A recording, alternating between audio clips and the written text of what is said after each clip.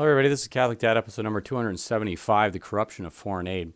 Now, if you read the Constitution, you understand the Constitution, and you read the Founding Fathers, James Madison in particular, foreign aid was thought to be unconstitutional pursuit. In fact, James Madison, in response to Congress trying to allocate some money to foreign or French refugees, essentially said, I can't put my finger on any part of the Constitution which allows the public treasury to be used for charity. That's essentially foreign aid. And so, James Madison, who's the father of the Constitution, essentially wrote the thing.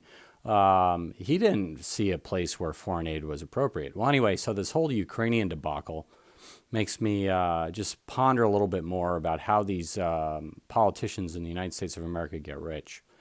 Because I'm always wondering, these people come from not much. They didn't have a ton of money when they went into Congress. A lot of them didn't. And whenever they walk out of Congress, a couple years later, they're worth like tens, if not hundreds of millions of dollars. Where the heck did this money come from? Well, anyway, so the whole thing that happened with Joe Biden and his son Hunter, what happened was that Hunter Biden, who was kicked out of the U.S. military for drug use, was then appointed to the board of directors for Burisma, which was a Ukrainian oil and gas company which was being investigated for corruption by essentially the Attorney General of Ukraine. Well, anyway, Biden, who was the Vice President of the United States of America, Joe Biden at that point in time, threatened the Ukrainian officials. And said, if you don't fire the guy investigating Burisma, which is his son's company, he was getting paid for, we're going to withhold $1.5 billion in loan guarantees to you, the Ukrainians.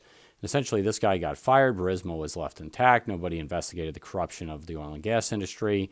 And what happened to the Biden family? Well, anyway, so Hunter Biden was paid $50,000 per month for sitting on the board of directors. Essentially, that was buying influence into the presidency of the United States of America. Joe Biden, it turns out, last week, it came out that Joe Biden was paid $900,000 in consulting fees to Burisma, which Joe Biden said he knew of no internal workings of the company Burisma and Hunter Biden. And Hunter Biden was paid $16.5 million in consulting fees for the company Burisma. Now, where do they get all this money from? Well, they get this money from foreign aid. And so what I've been thinking about is this. Well, okay, so let's talk about Ron Paul first. Ron Paul used to say foreign aid is taking the money from poor people in rich countries and giving it to the rich people in poor countries. Essentially, this foreign aid is always put in the hands and coffers of the rich and the influential. Well, I think I would expand on Ron Paul's hypothesis there and state it is also giving money from the poor people in rich nations to the rich people in rich nations. And so you get this big pot of public treasury money. Think about it.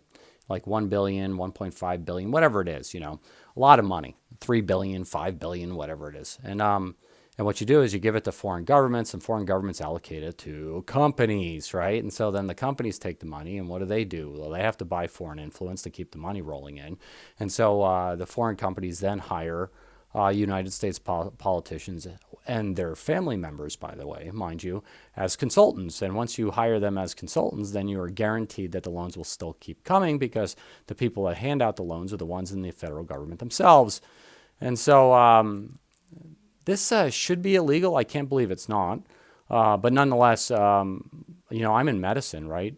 And I'm a physician. If I give any kind of financial, or if I have any kind of financial arrangement which is considered inurement, essentially, to a hospital, then I'm guilty of inurement and kickback.